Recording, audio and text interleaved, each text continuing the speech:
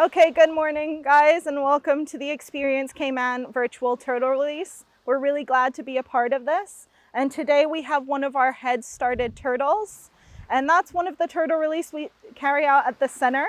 We do carry out a variety of them. And what this one is it just means we give the turtle a little bit of a head start. So this turtle was born and raised at Cayman Turtle Centre, and it started off in an egg a little bit larger than the size of a ping pong ball. And then after about 2 months, it hatched out of its egg, and our lovely veterinarians have been taking care of it since. Now, the reason we do this type of turtle release is at this size, the only thing that can hurt it in the ocean as a predator is a really large shark or really large mammal.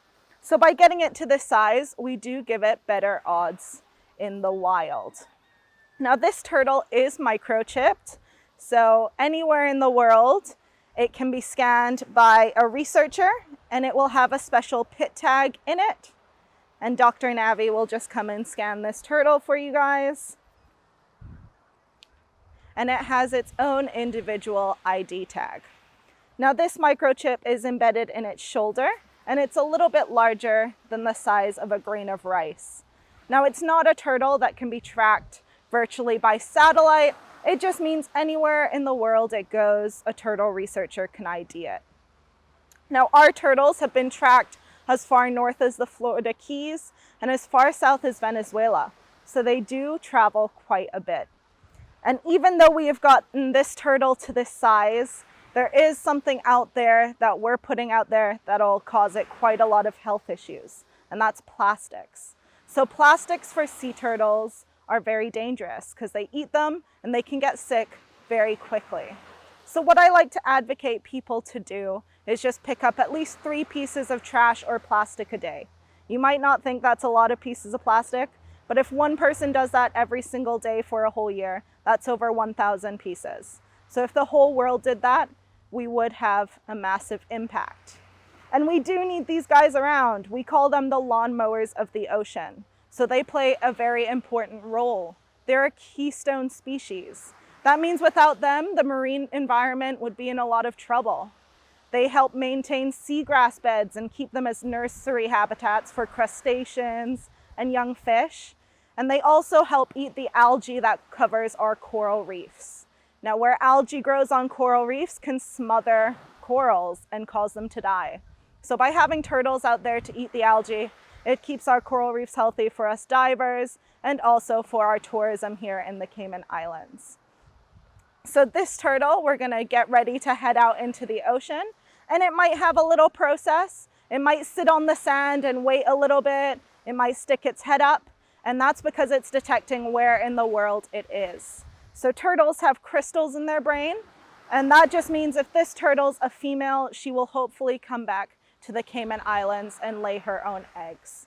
And in fact, a really cool study showed that 90% or 9 out of 10 of the nesting green turtles in Grand Cayman have DNA that traces back to our turtles at Turtle Centre.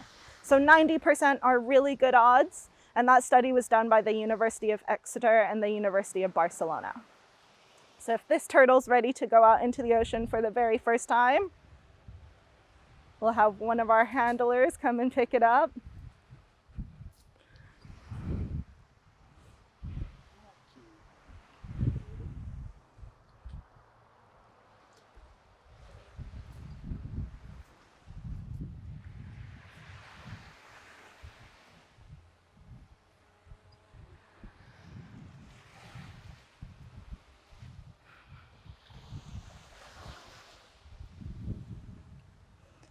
So what we do with our turtles is we stick them a few feet away from the water line, and that way they can walk themselves into the water.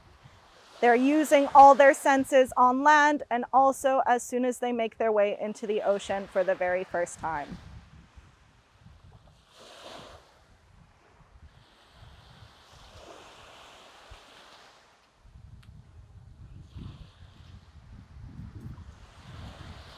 Now, sometimes turtles go very quickly into the water. Sometimes they're a little bit slower in making their way there, and it's all dependent on the turtle.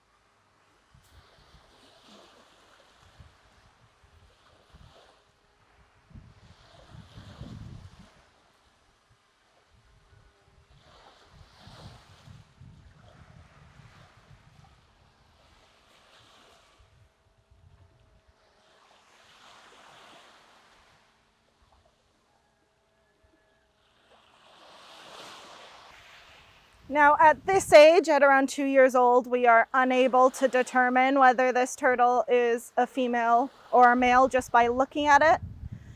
So we'll hopefully know in a few more years when this turtle comes back to hopefully lay its own eggs if it's a female.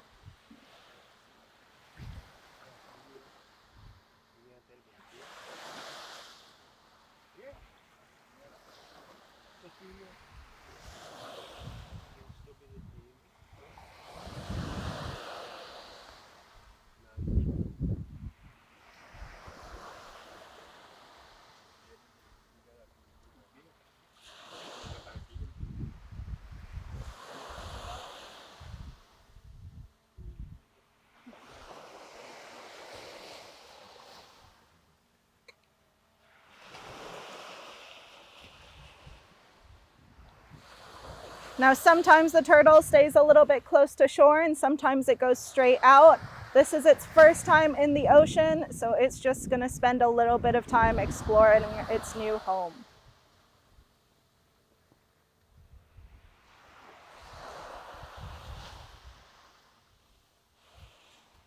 So thank you for joining us today, guys, for our virtual turtle release. If you would like to take part in our turtle sponsorship, please visit caymanturtles.ky, and that'll have information on it there of how you can take part and maybe help sponsor a turtle and have a turtle release in person or virtually of your own. Thank you, guys.